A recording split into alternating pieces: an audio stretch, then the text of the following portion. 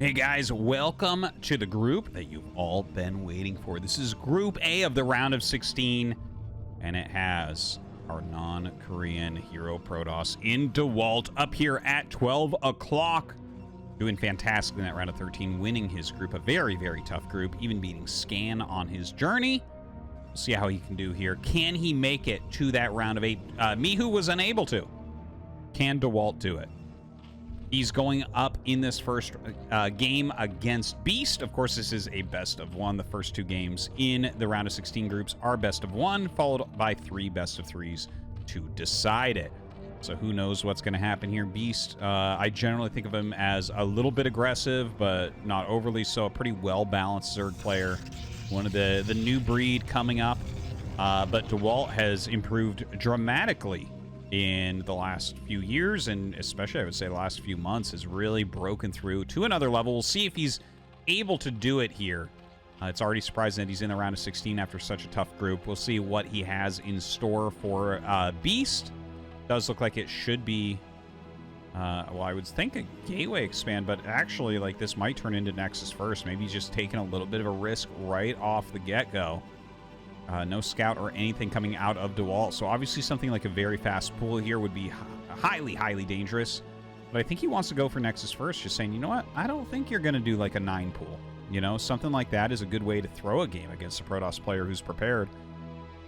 You know, you're gonna get behind a lot of times against basically any build that's not this. Sometimes you're gonna be able to mic your way to victory, catch them off guard, something like that, but Dewalt goes for a Nexus first. He is going to be hitting a hatchery first, which is going to make the Nexus first extra safe for him. Like, there's no chance of him really taking damage here. He will throw down a Forge because he doesn't know what's coming. He did no scouting at all this game.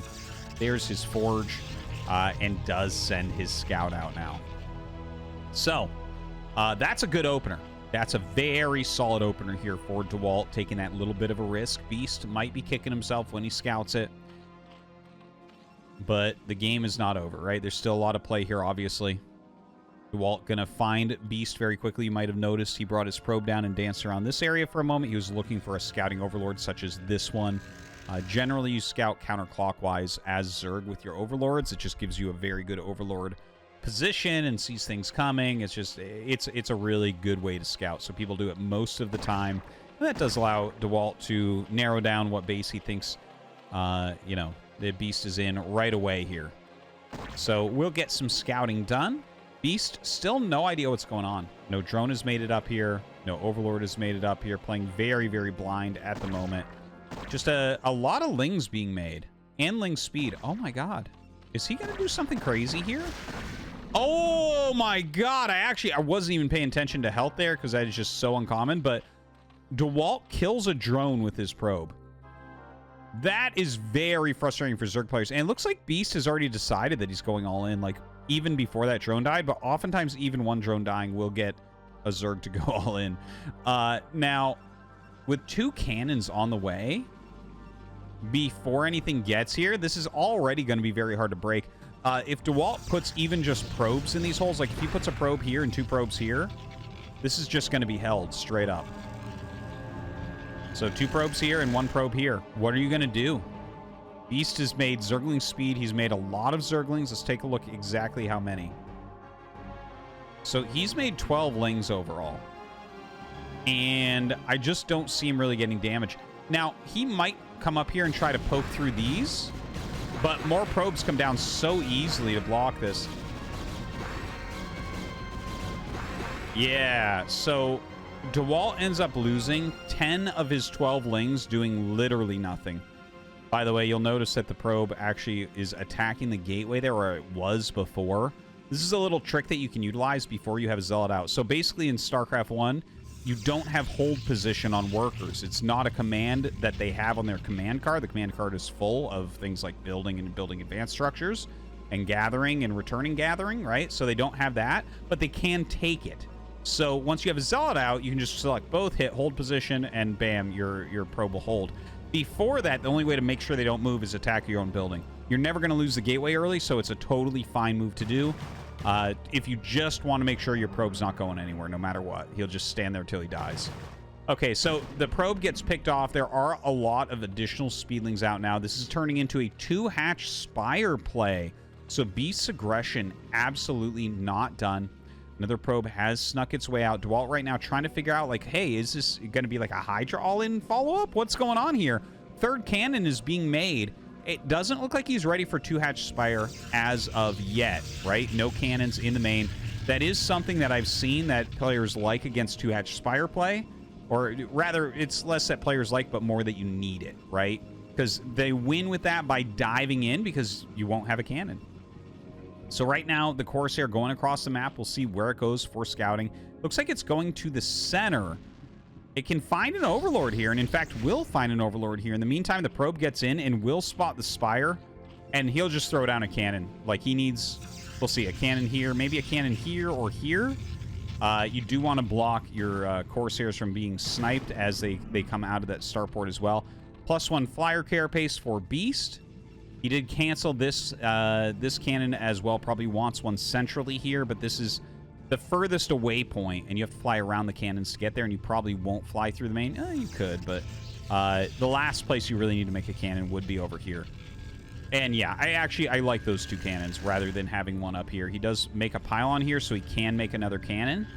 And 3, honestly, that's one thing I've liked about Dewalt is he's like pretty hardcore in making cannons against mutas if he needs them. All right, the Corsair trying to dodge these Scourge right now. Ooh. Oh, just barely. Excuse me. Gets into the range of that photon cannon, so the Scourge does get picked off. Can't quite get that Corsair. Dewalt looking amazing here. This very cheesy, aggressive play coming out of Beast, not doing it. It's not giving the results that Beast wanted. This is not a very good opener for a Zerg player. All right, Corsair's trying to chase these down. Oops! Good turnaround there from Beast. You know, he did get the Carapace upgrade, the Flyer Carapace upgrade, and it's still going, but he's only making Scourge. This is kind of interesting, because normally you do have Mutalisks against this, but if your opponent's making a lot of Corsairs and is making a lot of cannons as well, skipping out on those does seem to be a very good idea. Like, if your Mutas aren't going to gain you value, why not just drone up a little bit more heavily, control the air with Scourge? You know, the +1 Flyer Carapace upgrade is going to be helpful later on, very likely, so definitely not bad to get. And if your opponent's sitting there, you know, defending overly heavily, you can maybe recover that economy that was so badly hurt from going mass speedling, or, well, 12 speedlings at least to open, into 2-hatch layer. So Scourge coming back defensively. Some speedlots coming across the map right now. They do have +1 as well, so these are pretty deadly right now. Let's see if they can get anything done. Good Sim City. Definitely going to be annoying to deal with this sunken, but they are 2-hitting Zerglings right now. So the Zealot's actually doing a very good job of chunking through everything. Only 1 dies before all the Lings are gone. Mutas pop for likely defensive purposes, but he is making a lot of them. So there is going to be a counterattack as well. We'll see how many drones he ends up losing here. Beast falling down so far to 27. We have a DT sneaking into this other base. Doesn't look like this DT is going to get too much damage. 3 drones maybe, as he does end up dying. So we're down to 25 workers against 49. That is twice as much mining going on from Dewalt. Well, not twice as much mining because there's a 3rd base. So actually the mining's very good still, despite the low drone count. But a much better overall, more robust economy here from Dewalt. Now, 2 more mutas are being made. He's going up to a full group. We're going to have 11 mutas plus a ton of Scourge. And this is Ogre Zerg Gamer. You might remember it, Tasos's kind of funny description of this in ASL. You make a bunch of mutas and a bunch of Scourge, and you come in here like an ogre. You right-click onto the cannons, you have the Scourge chase everything away. We'll see if that's going to end up working. Gets on top of those Corsairs. Here come in the Scourge. Is Dewalt going to be able to hold here? He's down to just 6 Corsairs. His cannons are being picked off as well. Brings these back and actually does end up losing 1 more. The cannon's doing a good job. The cannon's slowing everything, and Archon trying to get up here as well. The Scourge have been eradicated. 6 Corsairs remain. Only a few more Scourge here to try to fight them back. He does have the Archon. Don't forget, the Archon can get some sick hits here. Great micro from Beast. Oh my god, what a battle right now.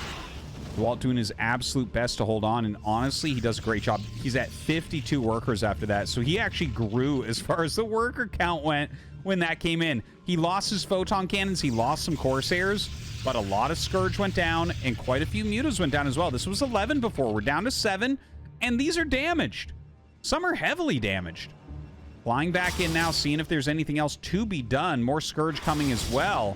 Beast trying to get on these Corsairs, might be realizing that he still needs to gain a bit of damage with these Mutas. Turns them around. Some great moving shots here from Dewalt. Chasing down these Mutas. Oh my god, they're so low right now. He turns to fight, realizing he's just about to lose everything anyways. Scourge coming up as well. Good micro there from Beast, saving what he can. But Dewalt now with a counterattack coming out. A lot of Zealots and Archon. A High Templar trailing far behind as well. What do we have defensively? A Sunken Colony. 5 very hurt Mutalisks. And Scourge. Let's see. Scourge hits none of that.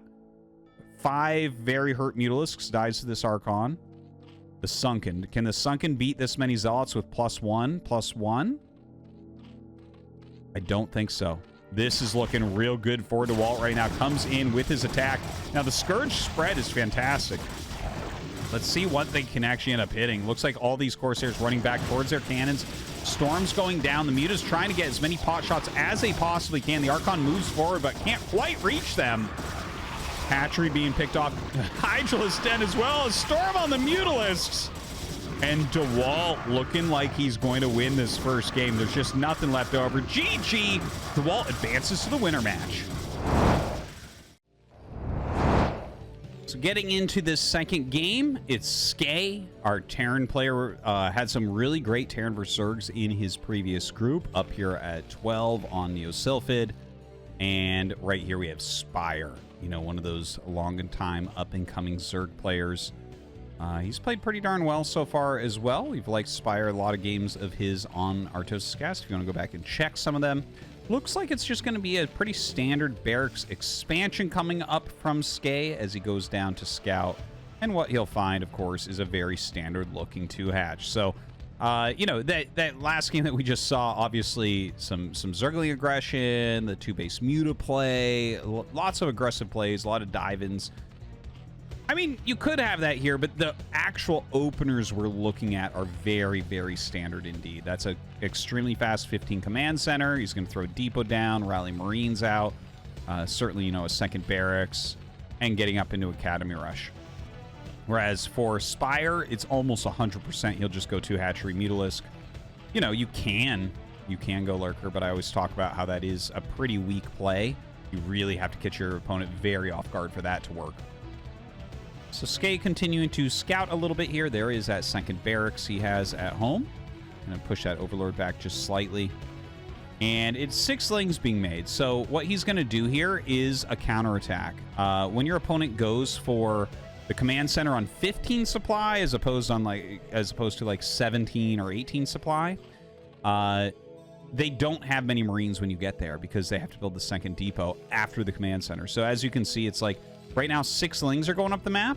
There's going to be 3 Marines when they get there. 6 lings absolutely massacre 3 Marines. So you can see Skey right now pulling his SCVs down to try to block this. So sometimes you'll see a quick bunker with this build. Instead, Skey just going to rely on his micro. Since some of his SCVs to mine, the others going to sit in front of his Marines. He's waiting for that 4th Marine. The 4th Marine really adds a lot of muscle to this. All right, so the SCVs come down, and he is zoning it out. There's a lot of lost mining time, though. Honestly, I like this from Spire so far. But it's a good defense from Skey. You know, he didn't want to build a bunker, and he didn't build a bunker. So, you know, I guess he wins that round. But honestly, you're causing a decent amount of lost mining time and everything as well over on the Terran side. And the 6 lings, you know, obviously you'd prefer them to be drones, but this is not a big deal to have 6 lings out. They have speed now. He's going to eliminate the Scout. The Scout has already seen everything it needs. It sees how many drones have been made so far, so it knows there isn't like some huge ling all incoming. It would have to happen after it dies to these lings. And he knows the timing of that Spire, which is very, very standard stuff. So Skey should be looking pretty decent as far as the opener goes. We'll see if he goes for a push out to try to force some sunken colonies. There is a drone coming up. Okay, so Spire is telegraphing to us.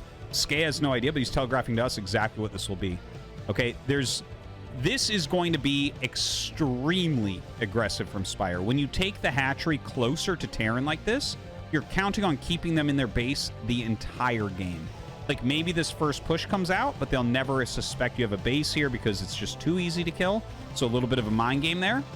And look, even the counterattack coming up, very, very smart. There are 2 fire bats that came out for Skey, so he's actually doing a pretty darn good job against that. But the Lings do end up surviving, killing those fire bats very, very quickly. Now, going down, he is forcing one sunken. There are, like, mutas on the way, but Skey's move-out timing is pretty solid. He'll be able to kill that sunken. The mutas will be popping out. Man, he gets there before it even finishes. That's huge. A ton of damage already on it as it opens up. It's only going to end up killing 1 Marine. So right now we have a dire situation for Spire. He wants to be the aggressor, but this first move out that he's not quite able to stop, you know, doing a fantastic job on him. The 4 mutas, like, he will eventually kill this. He's not going to lose his hatchery or anything, but keeping your mutas at home, losing a muta or 2, losing a drone or 2, losing the sunken, losing the mining time, all of these things, bad situation. Like, you definitely feel ahead here as Terran. Even with that little Ling counterattack that was a little bit annoying, you definitely feel it ahead. Look at this, 31 SCVs to 19 drones. You know, the SCV count, you do want to make like a few more here probably. Yeah, you see him kind of squeezing some in on that production tab. Whereas Spire, he's getting that 3rd gas down. He is getting that +1 air attack. So that shows us once again what his intentions are. He's going to be harassing a lot. This is a good position to harass against. The natural, like up here, you can fit a couple turrets pretty well, but that is a place that you can dive. Down here, you do have this little ledge, which makes it a little bit harder for those turrets to find. But the main thing is the main, right? It's like you have this whole wide open area. You have this kind of open area. Obviously, you need some turrets at your barracks. But then sometimes the mutas get in here. And this area can be very, very problematic because they can escape this way if they need. They don't want to escape this way because there's normally turrets there. So we'll see how Spire ends up playing it. And if Skey makes turrets in that one area that can be very heavily abused sometimes. Kind of developing into an interesting game with Spire wanting to be this aggressive with such a close-by hatchery. So harassing into these SCVs a bit. Gets a few. Drone count is actually getting very healthy. Nothing but mutas being made. Look at that, 7 mutas in the production tab. Don't forget, on 3 gases, you can make 9 mutas a minute. So that is a lot to have to deal with. But of course, you can outscale those mutas if you get up into a Valkyrie or science vessels, things like that. The Marines and medics coming out and actually pick off a muta. That has to be frustrating for Spire. Had a full group here, now just a little bit less. Loses another one, unfortunately. Skey with some very quick, very nice micro. Spire losing another. This is not the micro he's looking for. And in fact, we see that Spire, and here's the thing, this could be a plan all along, by the way. A lot of times you'll make that at the 3rd base to hide it, because I don't think Skey knows that that 3rd base is there yet. But if things start going wrong, sometimes a switch into lurkers can help, right? Like if your opponent is countering mutas super, super hard, and in fact, we see that he is, right? He's going into armory. So he definitely has ideas to go Valkyrie here and kill off the mutalist threat. But that's where a sudden switch into mass lurkers sometimes can be a game winner. Muta's continuing to harass heavily on this group.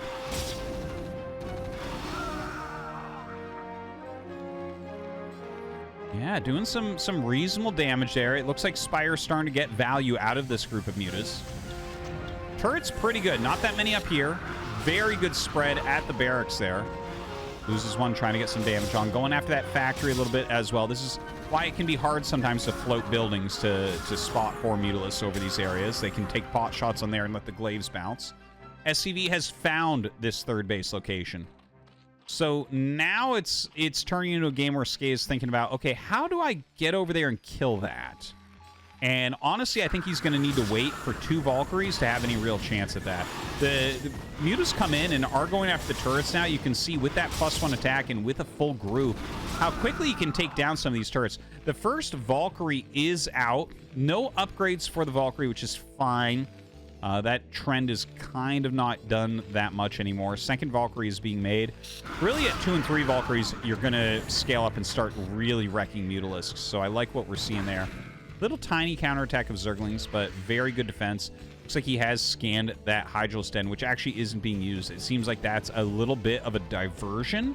He's trying to fake the fact that he's going into Lurkers, so you see the double bunker here. Obviously, this can help against like a Ling Muta all-in, but really that's more of anti-Lurker play there. Now, this one, oh my god, just barely gets out. One more Mutalisk attack would have killed that. Jumps on top of this other one and does end up killing the Valkyries. You know what? This is a crazy play by Spire, but it worked. And he's going to kill this turret as well. So now he's knocked out a huge amount of the bio and killed the Valkyries. Kind of insane, but you see him continuing to try to harass here.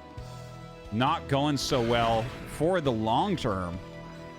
And yeah, look at this. 46 workers to 26 right now. There's no real thing that Spire is doing other than a Mutalisk all-in, right? Okay, he's getting a Lurker upgrade now, but that feels very, very late indeed. If you get into vessels and tanks and stuff, like, it's almost a hard game to lose for Skey at this point, right? The Mutas just haven't done quite the damage he wanted. That dive was really interesting, but Skey had enough over his natural to bring in to push those out. And then the damage put onto those Mutas already almost self-inflicted from that dive, really made it difficult for him to kind of recover anything this game. Now, he does have 3 bases still. He still has a good group of Mutas. If he can get a quick snipe on the Valkyrie, that's one way where... Well, that's actually 2 Valkyries. You know, sniping Valkyries does help, okay? We'll see if he's able to do something like that. All right, Muta's coming in again. Trying to force Skey back. Skey coming out, trying to do some fancy micro. He sees the Hydralisk, so he knows that some Lurkers are going to be there soon. Siege Tank and Science Vessels both on the way. He's got the double bunker. Are we going to go containment, or are we going to go all in? That's the question.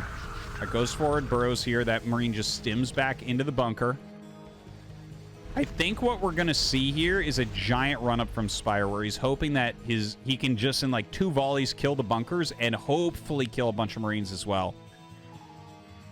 If he does that, that is going to be the game decider. And honestly, with the Siege Tank out, I can't see it working. You sit back here very defensively. Like, maybe you deal some damage, but Skey looks very robust at this point, and we don't have a lot going on for Spire. Now, if he just sits here like this, there is another type of play you can do where you try to run forward with the Lurkers, burrow them all at once, and snipe the tank. It sounds silly because it kind of is, but if you get that tank, it really slows your opponent down. Hive is on the way, so, you know, it's only a couple minutes until Consume is out, and that will change the game on its head completely. All right, the Siege Tank behind the bunker there, forcing these back. Skey getting rid of this other bunker. Already has those 1-1 upgrades with +2 on the way. Getting ready to try to snipe a vessel here, very likely. Oh, the Irradiate just beautiful. Oh my god, Irradiate plus Valkyrie missiles. Just destroying. Just destroying. Runs up with a lot of his bio. This is a huge amount of Lurkers, though. The Mutas get picked off completely. The Lurker's going to try to run forward. No, they can't run into that. Bad news right now for Spire. Kind of an interesting play, but unable to catch back up with his kind of all-in build after the initial damage caused by Skey's attack. Now just mass Lurkers remain, but against 3 tanks, doesn't seem good. He tries to run up. See, this is that type of snipe move I was talking about. See, the tank siege, maybe, hold on here. Getting some big volleys, but A lot of Marines die. The siege tanks really do not. Moves forward with just a few more units. Some Lings coming up to try to help out against these siege tanks. Can he kill all the tanks? Well, he's lost all of his lurkers, unfortunately. A few more Hydras coming up. GG is called, and Skey goes to the winner's match against Dewalt.